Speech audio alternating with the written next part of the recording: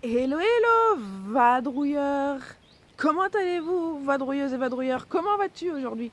Alors, dans cette vidéo, je vais te parler de mes critères pour un bon van aménagé. Je te dis mes critères, mais en fait, il n'y en a pas tant que ça. Il y en a deux. Le premier critère pour un bon van, selon Caridja, c'est-à-dire selon moi, c'est d'avoir une salle de bain plus des toilettes. Alors je ne comprends pas pourquoi des vanlifers, et peut-être que tu fais partie de cette catégorie-là, et je serais ravie que tu me mettes en commentaire tes motivations et tes réflexions sur le sujet. Mais pourquoi avec un long van, un long fourgon que tu as aménagé toi-même, pourquoi est-ce que tu ne mets pas de salle de bain, et pourquoi pour toi ça c'est une option? Alors pourquoi est-ce que pour moi c'est inévitable d'en avoir une? Principalement parce que je suis une fille. Et alors, en étant une fille, j'ai mes règles, évidemment.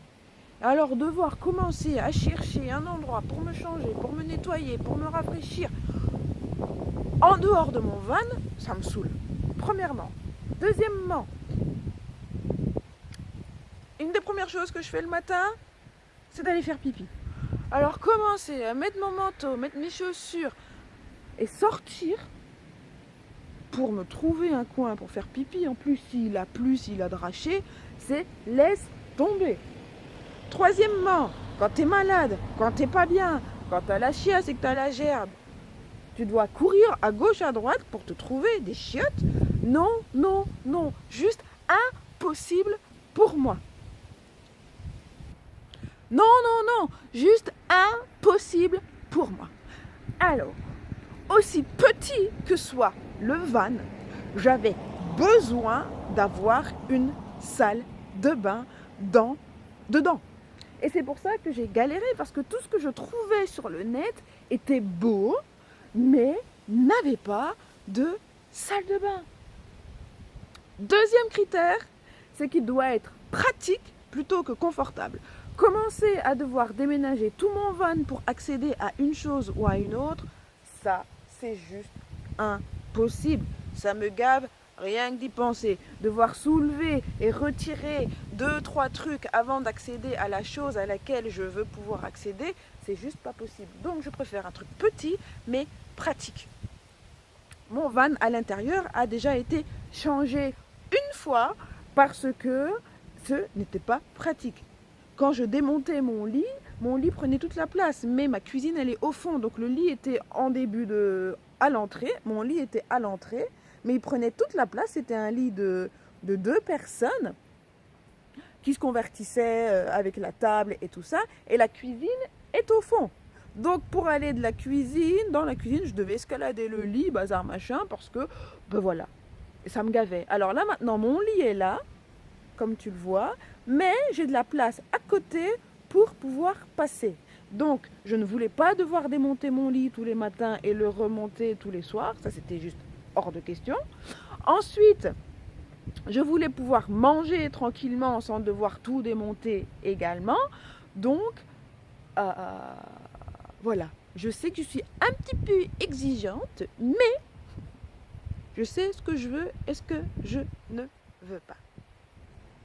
Alors, voilà les critères et voilà pourquoi je suis exigeante et pourquoi j'ai galéré pour trouver le van qui me correspondait. Alors, laisse-moi 2 minutes pour voir si j'ai tout raconté.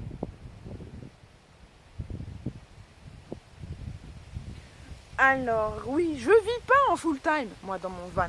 Alors déjà, comme je ne vis pas en full time, je suis aussi exigeante pour que ça, sans vivre dedans à fond. Alors, comment fais-tu, toi, qui vis dedans toute l'année? Pour moi, c'est inconcevable de ne pas avoir de salle de bain. Pour moi, c'est inconcevable que les choses ne soient pas pratiques. Alors, comment fais-tu? C'est comme pour moi si tu construisais ta maison ou que tu la rénovais et que tu arrachais la salle de bain ou que tu n'en mettais pas, quoi. Je sais pas comment on peut imaginer faire ça. Maintenant, explique-moi. Et je suis ouverte à toute réflexion, et peut-être que ton point de vue est tout à fait valable, mais aller avec une truelle dans la nature, faire un trou, faire caca, recouvrir, non, je préfère avoir ma salle de bain. Maintenant, il y a quand même un inconvénient, hein, il y a quand même des inconvénients à avoir une salle de bain ou à avoir un van. On en parlera dans une prochaine vidéo si tu veux. Mais voilà, le confort d'être nomade, d'être chez moi partout, mais avec une salle de bain et un van pratique. Là, celui qui est là n'est pas confortable, mais il me permet de bouger, de dormir, de manger, de me laver et de travailler. Parce que j'ai un bureau aussi.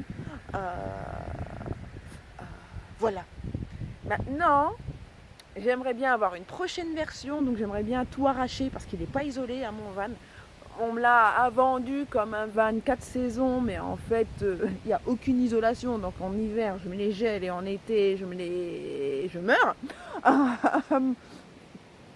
Donc la prochaine version, si j'ai l'occasion de la faire, c'est tout arracher, récupérer ce qui est récupérable, mais isoler mon van et faire en sorte qu'il soit complètement autonome avec des panneaux solaires également, comme ça je peux être encore plus performante en roulant, en vadrouille, en tant que digital nomade.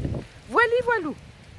Alors, si toi, tu as des idées d'aménagement, si toi, tu as des critères aussi, des critères dans ton van, des critères pour acheter un van, pour choisir un van, n'hésite pas à les partager parce que ça peut être super intéressant. Voir un petit peu les marottes de toutes les van lifers et tous les gens qui vivent dans leur forum aménagé. N'hésite pas à t'abonner, à liker et à partager si tu as aimé cette petite vidéo en mode vlog. Moi, je te dis à tout bientôt. Bye bye.